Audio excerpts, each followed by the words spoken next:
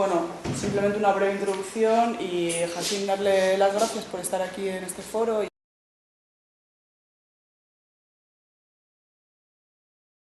El título de la conferencia o de la charla que vamos a abordar pues se puede prestar a muchas lecturas, ¿no? Al-Ándalus y el nuevo paradigma, ¿no? Estamos hablando de un cambio cultural, de una profundidad y de unas dimensiones inéditas. Ya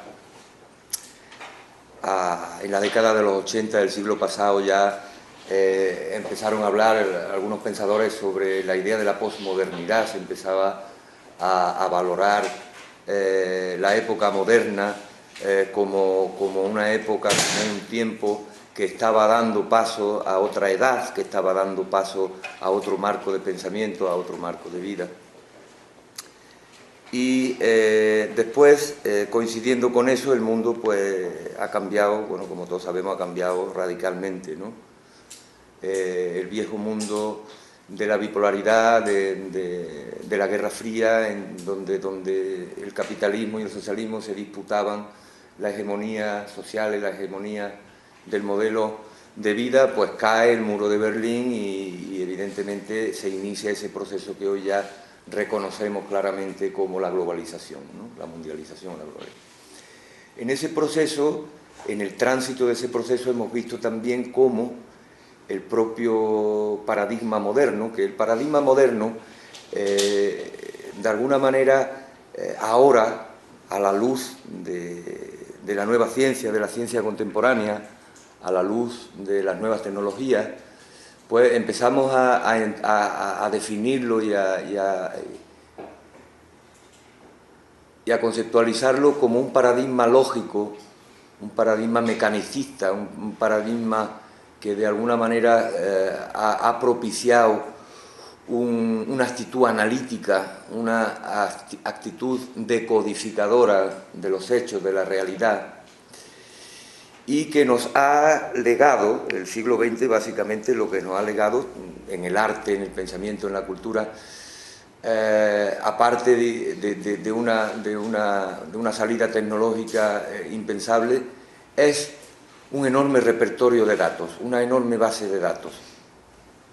Cuando nos acercamos, por ejemplo, a la historia del arte y sobre todo a la historia de Al-Ándalus, del arte hispano-musulmán, nos damos cuenta de que grandes especialistas como Oleg Grabar o como Christian Ebert, que son indiscutidos evidentemente, cuando nos acercamos a su trabajo vemos que hay un inventariado exhaustivo del legado. Es decir, se acercan a la Alhambra, se acercan a Medina Zara y hay una descripción minuciosa de todos los detalles, de cada una de las partes de un ataurique, de cada una de las partes de un edificio, una descripción casi atomizada de esa obra. Pero nos damos cuenta de que en la mayoría de los casos no hay un criterio de lectura de esa obra. Incluso investigadores tan fuera de toda duda como Oleg Grabar, cuando se plantea la lectura del tastir, sabéis que el tastir en árabe es la geometría de las líneas rectas, que es, digamos, el procedimiento artístico más utilizado en Granada, en la Alhambra, el tastir, junto al taurik, que es el ataurique, que es la geometría de las líneas curvas, que sería el naturalismo islámico frente a la conceptualización. En fin, cuando se enfrenta a un tastir en la Alhambra, Oleg Grabar se plantea de decir, estamos ante formas que no tienen ningún significado, por lo tanto puede ser válido dejarlas sin leer, dejarlas sin interpretar. Claro, decir eso desde un punto de vista de lo que es la historia del pensamiento y la historia de la cultura es bastante pobre. Que me disculpe, señor Grabar, pero es bastante pobre. Como si las formas puras, como si los símbolos en estado puro no fuesen formas significativas en sí, no tuviesen, digamos, relación con nada, a diferencia de un arte naturalista que evidentemente siempre nos está conduciendo, digamos, a algo que podemos identificar como real. Identificamos como real la naturaleza, pero no identificamos como real las ideas los símbolos. Esa transición, pues, es de una sociedad mecanicista, lógica, decodificadora, hacia una cosmovisión y hacia un paradigma que hasta hoy nos ha mostrado nada más que sus aspectos más indeseables, ¿no? La homogeneización cultural, una globalización que amenaza con la destrucción de todas las tradiciones culturales, una unificación que de alguna manera implica una muerte de la diversidad y que en el terreno de la cultura pues pasa exactamente igual que en el terreno de la ecología, que en el terreno del ecosistema. La diversidad es un valor. Un ecosistema es fuerte cuando alberga una gran diversidad, cuando esa diversidad interacciona y cuando produce de alguna manera una riqueza, una serie de variantes que garantizan la supervivencia. Con la cultura pasa exactamente igual. Los pueblos, las culturas conviven interaccionando continuamente, intercambiando puntos de vista, contenidos continuamente, y eso enriquece de alguna manera las cosmovisiones y garantiza la continuidad del pensamiento, de la espiritualidad, de la creatividad del ser humano en general, ¿no? O sea, hasta ahora esa globalización está mostrando sus aspectos más negativos, está mostrando pues esa destrucción de la diversidad cultural, esa homogeneización, esa demonización de lo diferente, esa sospecha ante todo aquello que no cumple con los requisitos del mercado, en este caso asume el papel de criterio último. El mercado es el que en última instancia decide qué existe y qué no existe, qué vale y qué no vale. Y en ese sentido, pues muchas de las que estamos asistiendo a ese proceso que nos preocupan pues sus consecuencias más indeseables, pues nos damos cuenta de que tenemos una responsabilidad en ello, en el sentido de que nosotros hemos de proponer lecturas que de alguna manera garanticen nuestra supervivencia, ya no solamente intelectual o moral, sino incluso física, porque un mundo homogéneo, un mundo clónico, evidentemente es casi una imagen de la disolución, de la desaparición. ¿Qué tiene que ver Al-Ándalus con ese nuevo paradigma que nosotros queremos, o que muchos de nosotros queremos, que sea un paradigma donde podamos recuperar, gracias a esa tecnología, a esa capacidad de gestión de la naturaleza, que queremos que sea más justo, más solidario? Pues un paradigma, como dice nuestro amigo Esteban Díaz, que es uno de los pensadores más interesantes que hay ahora mismo en Andalucía, cordobés, está en la India, ha hecho un trabajo muy interesante sobre el cambio de paradigma, sobre el paso de ese paradigma lógico-mecanicista a un humanismo global, recobrar, digamos, a través incluso de las posibilidades que nos brindan las nuevas tecnologías, esa visión humanista, esa visión que nos devuelva nuestra soberanía. ¿Qué tiene que ver Al-Ándalus con el nuevo paradigma? Al-Ándalus tiene hoy una pertinencia pues que hace que mucha gente pues hablemos de ella, no solamente musulmanes, no musulmanes. Obama habla de Al-Ándalus, Obama se refiere al paradigma de Al-Ándalus como un paradigma aplicable a la época presente, como un paradigma de interculturalidad, como un paradigma de diálogo, de espíritu científico también, de imaginación, de creatividad. ¿Qué tiene que ver Al-Ándalus con ese nuevo paradigma? No, por supuesto, ese Al-Ándalus no es el mismo Al-Ándalus que reivindica Bin Laden o que reivindicaba Bin Laden, evidentemente, ¿no? Es una paradoja, ¿no? que una visión tan estrecha del Islam y de la historia islámica reivindique un territorio como Al-Ándalus, donde precisamente el fundamentalismo era algo absolutamente desconocido, ¿no? Yo no he entendido muy bien esa reivindicación fundamentalista de Al-Ándalus, ¿no?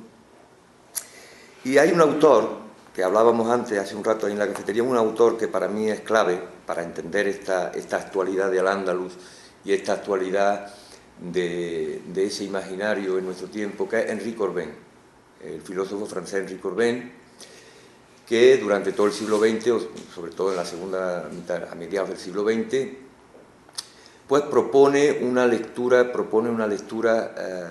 una hermenéutica de nuestra historia con una serie de conclusiones que son muy válidas. Quizás de lo mejor que yo haya encontrado, yo tampoco soy un especialista, pero no he encontrado una explicación mejor de esa transición, ni un análisis más cercano de la relación que tienen los pensamientos, las creencias, las cosmovisiones con las formas sociales, con las expresiones artísticas, etcétera, etcétera. Corbin nos habla de, bueno, Corbin, un intelectual de la talla, pues fue el primer traductor de Heidegger, compañero de Carl Jung y de Lacan, de Jacques Lacan, es decir, un intelectual de un nivel notable y que sin embargo es bastante desconocido, solo es conocido, digamos, por una minoría de personas que se han interesado en el tema, en el tema de las relaciones que hay entre arte, ciencia, espiritualidad, pensamiento, etc. El primero que propone una visión holística de la historia, una visión holística del ser humano. Visión holística que, como sabéis, es una visión que se abre paso en nuestro tiempo a través de la ciencia. Todas las teorías más vanguardistas, más avanzadas en el campo científico, los campos morfogenéticos de Rupert Sheldrake, el cerebro holográfico de Pribram, es decir, toda una serie de investigaciones que nos llevan a pensar que la transición que estamos viviendo no es un cambio cultural más, sino que es un cambio de paradigma y un cambio en la conciencia del ser humano. Es lo que me parece más interesante, un cambio en la conciencia del ser humano. Es pasar de la visión dual, lógica y mecanicista a una visión holística. Es pasar de un conocimiento por oposición a un conocimiento sintético, por síntesis, que era también lo que buscaban muchas de las vanguardias del siglo XX, la síntesis del pensamiento, la síntesis entre arte, ciencia y espiritualidad, la síntesis de las culturas, una visión sintética. Esa visión sintética, evidentemente, existió y se manifestó de una forma esplendorosa en Al-Ándalus, evidentemente.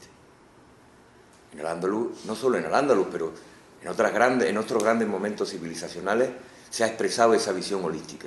Una visión holística que quiere decir, holística, como sabéis, viene del griego holos, que significa de alguna manera la integración, digamos, en un sistema de las partes, pero que las partes guardan, digamos, una relación entre sí. Hay una vinculación de todos los ámbitos que afectan a un hecho, ¿no? En Al-Ándalus había visión holística, evidentemente en la India tradicional había una visión holística, los Vedas nos transmiten una visión holística, el Corán nos pone en contacto con una visión y una experiencia holísticas. Experiencia holística que para el ser humano no es otra cosa que una experiencia integral en lo que la vida física, la vida psíquica, la vida emocional, la vida intelectual, la vida espiritual, no son aspectos separados de la vida de la persona, sino que hay una unicidad, hay una integración, hay una vinculación interior de todos esos ámbitos de la persona en un todo integrado. Claro, hasta ahora no se podía hablar mucho de esto porque hablar de unitarismo a mediados del siglo XX casi era un seguro de ser tachado de totalitario. Vosotros que estáis cerca del mundo del arte sabéis que eso fue lo que les pasó a los minimalistas, por ejemplo. El movimiento minimalista trata de buscar esa forma, digamos, primordial, esa forma, digamos, vinculante, extensible, etcétera, reduciéndolo, digamos, al núcleo fundacional. Pues muchos de ellos fueron acusados de ser totalitarios, de ser autoritarios, no lo eran. Hoy, gracias a Dios, estamos en un mundo en el cual el unitarismo ya no es sinónimo de totalitarismo, sino que de alguna manera empieza a ser entendido en una clave holística. Como siempre, la ciencia se ha adelantado a todo lo demás, ¿no? Son los científicos los que están planteando ese universo holístico, ese universo fractal. Corbin lo explicó muy bien. Corbin explicó muy bien cómo se produjo ese proceso de transformación del pensamiento. Y lo describe muy bien y tiene mucho que ver con lo que es la relación que hay entre la sabiduría, o entre la espiritualidad y el poder. Cuando se habla de Al-Ándalus se habla del del califato, del esplendor del califato, y eso que nos hablan del califato, de los grandes califas, de los grandes reyes, no tiene, y perdonad que os lo diga, no sé si sabéis, no tiene nada que ver con el concepto coránico del califato. Sí, en Al-Ándalus hubo un califato físico, hubo un reino físico, porque previamente hubo un califato espiritual. ¿Qué significa la palabra jalifa? La palabra jalifa en árabe significa delegado, encargado, depositario de una función divina, ¿no? Representante de lo divino en el mundo. Pero eso no es un rey, eso en la cosmovisión coránica es aplicable a todo ser humano, a todo hombre y a toda mujer que de alguna manera es consciente de su condición de criatura y es consciente de su condición diferencial con respecto a toda la demás de la creación, en el sentido de albergar la conciencia. Un califa es un ser humano consciente de su responsabilidad ante la creación. Un califa es un ser humano espiritualmente realizado. Los califas de Al-Ándalus no fueron Abderramán I, Abderramán II, Abderramán III, fueron Ibn Arabi, Ibn Masarra. Esos fueron los verdaderos califas, los que realizaron esa experiencia de la conciencia trascendental, esa experiencia espiritual que produjo un florecimiento cultural, un florecimiento económico, etcétera, etcétera. ¿Y cómo ocurrió eso? ¿Cómo se manifiesta cuando dicen cae el califato de Córdoba? Cae el califato de Córdoba precisamente por haberse olvidado, por haber perdido ese califato, el califato espiritual. Eso lo explica muy bien Corbin. Y el proceso según el cual ocurre eso, pues lo describe muy bien diciéndonos que en todas las cosmovisiones tradicionales las visiones del mundo, la visión del mundo para el ser humano estaba organizado en tres niveles. El mundo físico, el mundo de la materialidad, el mundo de las percepciones sensibles, el mundo de nuestras percepciones, que es lo que en la cosmovisión islámica se denomina el mulk, que de ahí el malik, el rey, el mulk. El malik es el gobernante del mulk, gobernante del reino, de un reino terrenal, de un reino político, de un territorio. Después, en el plano más elevado, es el mundo de las inteligencias. Todos estos mundos, incluso desde los griegos, se ha considerado, se ha interpretado la realidad de acuerdo a esos niveles, ¿no? El mundo de las inteligencias, que es el mundo de los espíritus puros, el mundo de los arquetipos, el mundo de las formas geométricas puras. Es decir, es el mundo espiritual del cual con nuestros sentidos no tenemos absolutamente ninguna posibilidad de acceder a él. Y entre ambos, que es el Yabarut, y entre ambos se sitúa el mundo de los ángeles alma, el mundo del malakut, el mundo del alma, que es el mundo donde precisamente entran en contacto los otros dos. Es como un territorio fronterizo, es como un barzaj, que se llama un territorio que pone en contacto los datos de nuestra experiencia sensible con los datos de nuestra actividad intelectual. Es decir, es el mundo del alma el que es capaz de interpretar una percepción como señal, es decir, es capaz de albergar un significado. Es el mundo del alma, el mundo de la subjetividad, es el mundo del yo. Y Corbin nos describe que precisamente la evolución de todo el pensamiento moderno, la evolución sobre todo a partir de la caída de Al-Ándalus, pues se produce mediante una sustracción paulatina, una desaparición paulatina de este elemento intermedio, de este mundo del alma, que Corbin relaciona dicha sustracción con lo que conocemos hoy como la civilización fáustica. Y la modernidad, de alguna manera, se ha ejemplificado en la figura, en el Fausto de Goethe, en el sentido de que el ser humano moderno, el ser humano que de alguna manera es hijo del Renacimiento, de la Ilustración, se enfrenta, digamos, a la tarea de racionalizar y de hacer legible el mundo a través de la razón, de la lógica, de basarse en hechos comprobados, en hechos científicos, en hechos empíricos, empíricamente comprobables, y dando también cabida como realidad al mundo de la matemática también, porque el mundo de la matemática también estaría relacionado en ese plano superior, en ese mundo del Jabarut, en ese mundo de las inteligencias, pero sin ninguna interpretación. Por eso no nos debe de extrañar mucho que en todas las descripciones sobre Al-Ándalus, en todos los estudios que hay sobre el legado de Al-Ándalus, no haya interpretación, hay descripción nada más.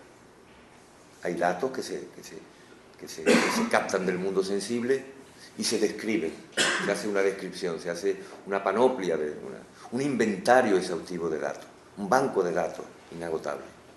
Pero falta el software, falta el criterio de lectura, el ámbito de lectura, el programa de lectura que está aquí en medio. Entonces, ¿cómo se produce eso? Corbyn nos explica que es la evolución de la filosofía. Nos dice, en Al-Ándalus triunfa, digamos, la visión holística, de alguna manera, y justo cuando eso va a eclosionar, resulta que cae el califato, ya hay una serie de, como todos sabéis, todas unas peripecias históricas, sociopolíticas, que nos llevan a hacer pues que ese esplendor espiritual ya no tenga cabida en Al-Ándalus. Estamos hablando ya en el siglo XII, en la época almohade, cuando se produce el gran exilio espiritual de Al-Ándalus, cuando se marchan de Al-Ándalus aquellas almas, aquellos espíritus, que ya no tenían un ámbito donde vivir, un ámbito creativo, un ámbito imaginativo donde vivir. Es cuando Ibn Arabi se va a Oriente, cuando el mazarrismo ya, digamos, recibe el golpe de muerte ya en la escuela de Almería, cuando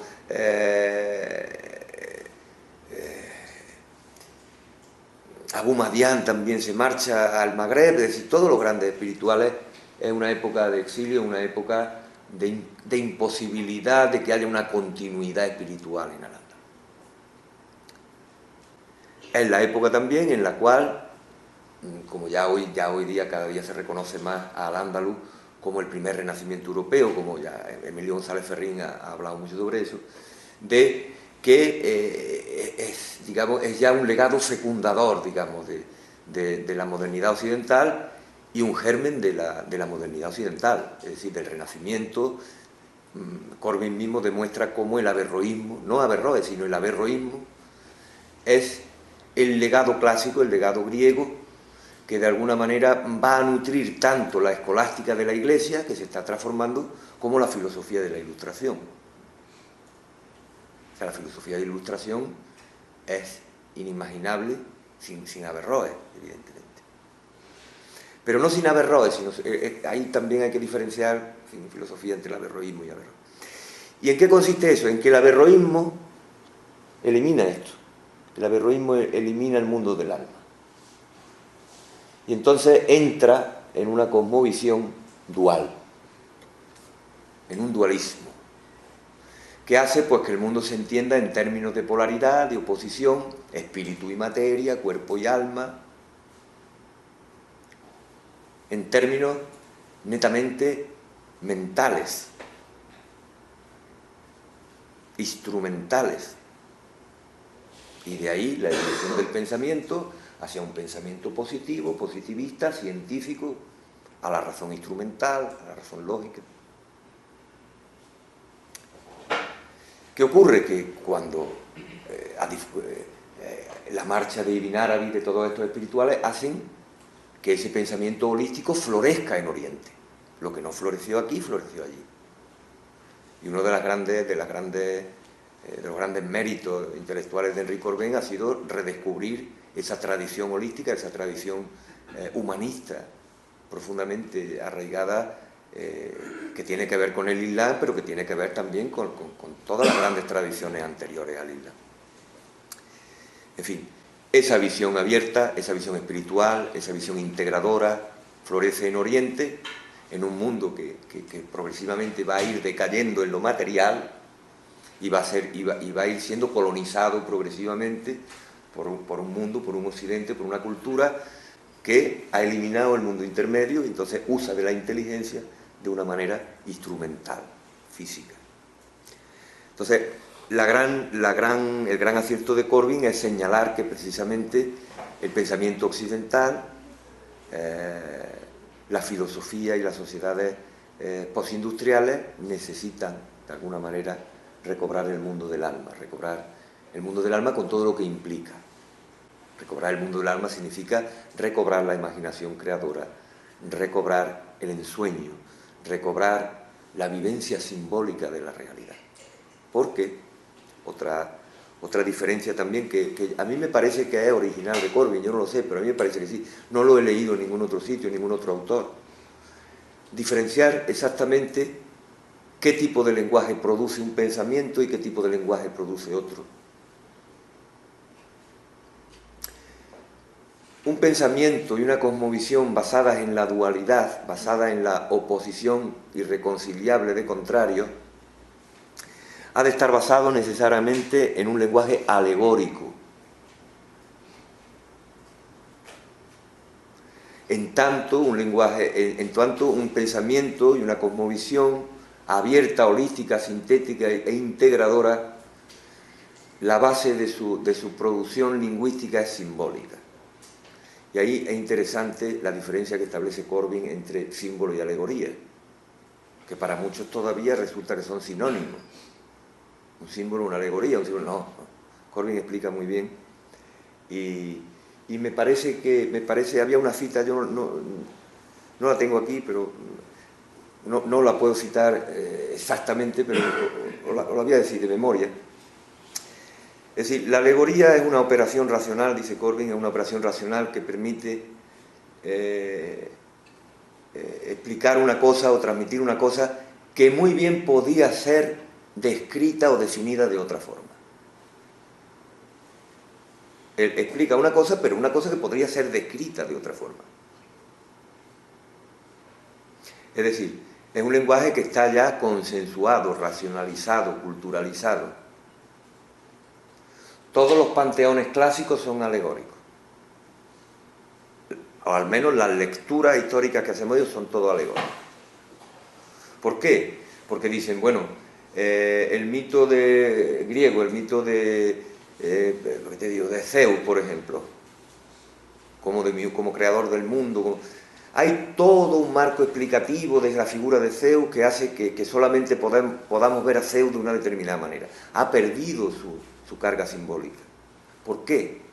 Porque el símbolo no es así, un símbolo es un soporte que de alguna manera está pidiendo a quien lo lee, a quien lo mira, a quien lo enfrenta, está pidiéndole, digamos, una interpretación, está obligándolo a hacer una hermeneuta.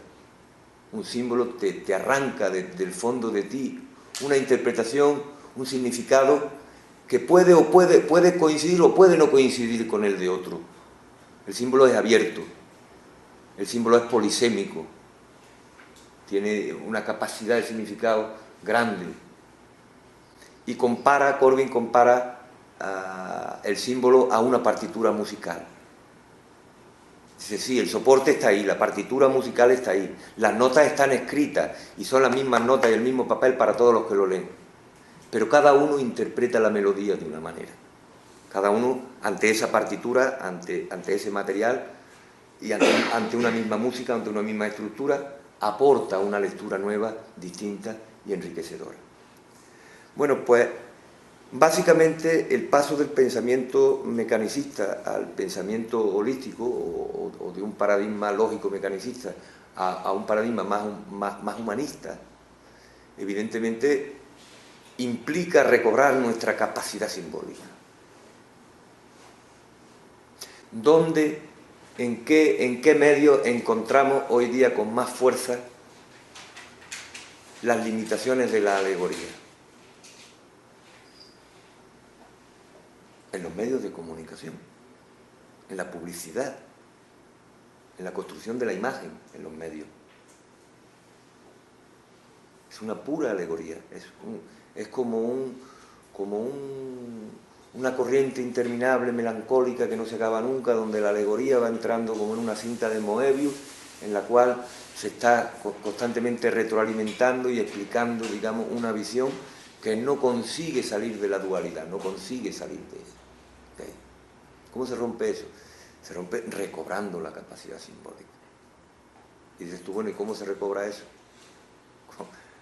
Bueno, pues de esa necesidad de recobrar la vivencia simbólica se manifiesta hoy día mucho en el ansia, digamos, espiritual que hay en mucha gente. Y que también el propio sistema aprovecha y le da un nombre y le llaman, pues, movimientos de nueva era, New Age o cualquier. Pero lo que nos indica es que hay una necesidad, que hay una búsqueda de ese sentimiento de recobrar lo simbólico. Eso es tan grande hoy en día que incluso en el mundo musulmán, bueno, incluso no, bastante en el mundo musulmán, se ha llegado a tergiversar todo eso. Es decir, cómo el propio Corán está lleno de referencias en el sentido de que la creación está llena de signos, ayat, que significa además, curiosamente también, versículo. Es la misma palabra para definir versículo, ayat, y para definir el símbolo. Corán, hay innumerables pasajes del Corán donde se nos dice la creación está llena de señales, de signos, el día, la noche, el frío, el calor, la oscuridad, la luz. Está llena de señales para los que tienen capacidad de comprensión, para quienes quieren comprender, para quienes necesitan comprender. ¿Qué quiere eso decir? Pues que eso nos plantea algo que en los primeros tiempos del Islam era muy conocido, pero que después derivó en una polémica, que es la polémica entre el Corán creado y el Corán increado. ¿Qué es el Corán? Es un libro de papel lleno de palabras, y esas palabras son los símbolos, son los signos que nosotros hemos de leer. Sí y no. Porque esos mismos versículos nos están sacando del libro, nos están llevando a la creación, nos están llevando al mundo que habitamos, y nos dice, y esos mismos signos nos dicen, en la creación del día, de la noche, del frío, del calor, hay signos, hay señales para los que quieren comprender. Recobrar esa dimensión reveladora que tiene nuestra visión en el mundo, nuestra situación en el mundo. Trascender el mundo de la lógica, no para volvernos irracionales, porque también una cosa que se dice es que la lógica, la ciencia, la lógica es como la gran conquista del hombre moderno, ¿no? Hombre, si no hubiésemos perdido la imaginación, si no hubiéramos perdido nuestra soberanía, nadie está hablando de regresar a la irracionalidad, sino de utilizar esa lógica, esa herramienta, con un propósito, con un sentido, con un criterio, que es lo que hoy no tenemos, lo que hoy buscamos. Buscamos un criterio de lectura, un criterio interpretativo. No lo sabemos porque nos ha tocado vivir la transición, el punto intermedio entre un paradigma o entre una cosmovisión o entre una forma, digamos, de la conciencia y otra. Estamos en medio. Pero ya se apuntan cosas interesantes, ¿no? Se apuntan ideas que pueden ser válidas. Uno de los trabajos muy interesantes que se han hecho y que confirman esto que estamos hablando, de cómo la tradición puede, digamos, aportarnos lecturas que nos ayuden a construir, digamos, una visión contemporánea, una nueva visión, se produjo precisamente aquí en Granada. No sé si conocéis al autor suizo Karl Hessner, que fue un autor que participó, digamos, de todo el movimiento conceptual y desarrolló en Nueva York una presentación que fue en los años 80, que fue muy valorada en el MoMA de Nueva York, que se llamaba Programa de Pensamiento. Y Karl Herner lo que quería era, básicamente, hablo esto porque estamos en una facultad de Bellas Artes y porque es un ejemplo un poco que viene al pelo de lo que estamos hablando y que tiene que ver con esto.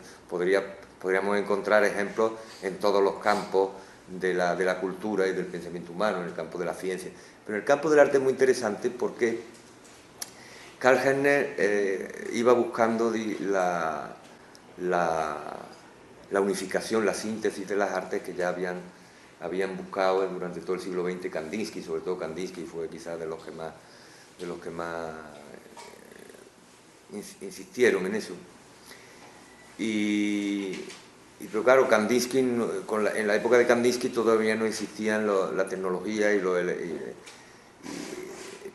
que había en los años ya 80, 90, y no pudo demostrar, digamos, o no pudo expresar de una manera, acercarse más, digamos, a una visión más racional y más científica de su teoría de las artes, que dio lugar, como sabéis, al Bauhaus, ¿no? Alemán. Bueno, pues Karl Herner coge a Kandinsky en un periplo y pasa, digamos, la teoría de Kandinsky por los más potentes ordenadores de Alemania de los años 90.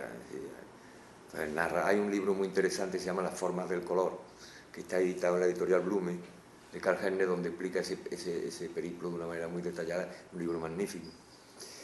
Y empieza a estudiar a Kandinsky, a aplicarle, digamos, patrones de conversión de unas formas a otras dentro de la geometría, y encuentra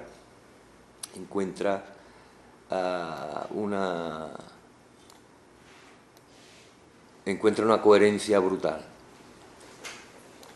Y más que eso, cuando empieza, por ejemplo, es una forma de Herner, donde está tratando de buscar la conversión progresiva de las formas geométricas, de cómo hay una transición entre el cuadrado y el círculo, por ejemplo, que está dentro, ¿no? Entonces busca las transiciones de fase que vinculan, digamos, en la producción de forma, una forma con otra, unos colores con las formas. Es decir, llega a una teoría que no contradice para nada lo que había formulado Kandinsky, pero la completa, porque sabéis que Kandinsky había basado, digamos, toda su visión en una visión ternaria, cuadrado, triángulo y círculo, con los tres colores primarios, y Herner descubre que falta un cuarto elemento, que es el verde, lo mete dentro del sistema y entonces la fórmula funciona. Bueno, pues la gran sorpresa de Herner es que esa visión, digamos, que apunta ya, digamos, a lo que después sería la geometría fractal, está perfectamente tipificada en la Alhambra de Granada. Es decir, cuando Herner estudia, a ver si no encuentro esto, estudia el Salón de Embajadores de la Alhambra, pues se da cuenta de que las posibilidades constructivas, los itinerarios son infinitos, y donde a partir de un módulo pues se puede llegar, digamos, a una visión de la fractalidad. En definitiva, nos damos cuenta en ese tránsito que estamos viviendo, que no solamente la visión holística, la visión sintética, la visión unitaria, no solamente no nos regresa a una situación, digamos, atávica de irracionalidad, sino que implementa nuestra racionalidad y nos lleva a ponerla al servicio de la creación. Ya tenemos el inventario, ya toda la labor deconstructiva del siglo XX se ha realizado de una manera exhaustiva, tenemos una base de datos interminable, tenemos descripciones. Hace poco estuve en un congreso el año pasado sobre el color en Córdoba, organizado por los Emiratos, donde internacional, un congreso interesantísimo, me se habló del color en el arte islámico, y se habló de todo menos del color y menos del arte islámico. Se hizo una descripción exhaustiva de los pigmentos, de los vidriados, del azulejo, de la mezquita de Samarra, la composición del azulejo que había en la puerta de al lado, que era diferente del primero, y entonces se puede decir que hubo un periodo de 3 años en el cual los que sacaban, en fin, que no tenía nada que ver ni con el color, ni con el arte islámico, y muchísimo menos era un ámbito proclive a desarrollar ese pensamiento y esa visión de la que estamos hablando. En fin, esa descripción exhaustiva ya la tenemos. Yo creo que tenemos una base de datos, yo creo que casi a nivel atómico, de las obras de arte y de las obras culturales, casi una definición, casi con un análisis de laboratorio de los principios y tal, pero nos faltan criterios de lectura. ¿Qué criterios de lectura pueden servirnos? Pues ya cada cual pues, ha de encontrar, para encontrar esa visión integradora, esa visión unitaria, holística, pues cada uno va a buscar y cada uno va a tratar de encontrar ese medio, esa visión, esa experiencia que le lleve. A mí personalmente me ayuda, o me ha ayudado a la hora de concebir esto, el tratar de, como musulmán que soy, vivir, asimilar en mi vida cotidiana y pues, los principios que rigen esa cosmovisión, ¿no? Asimilar, asumir. Y hay un principio islámico básico que es el principio del tawhid. El principio del tawhid, que es el principio de la unicidad. Es la conciencia, la certeza casi, porque cuando ya lo vive llega un momento que primero empieza a ser una creencia, acaba siendo, digamos, una experiencia y al final es una certeza, ¿no? Del vínculo que hay entre todas las cosas. Es decir, no existe una separación entre cuerpo y alma, el cuerpo no es algo distinto del espíritu. Los diferentes colores son manifestaciones de un solo principio, que es la luz. O sea, tratar de ver, en lugar de con esa mente analítica, diferenciadora, separadora, cuáles son las partes que componen una cosa, un todo.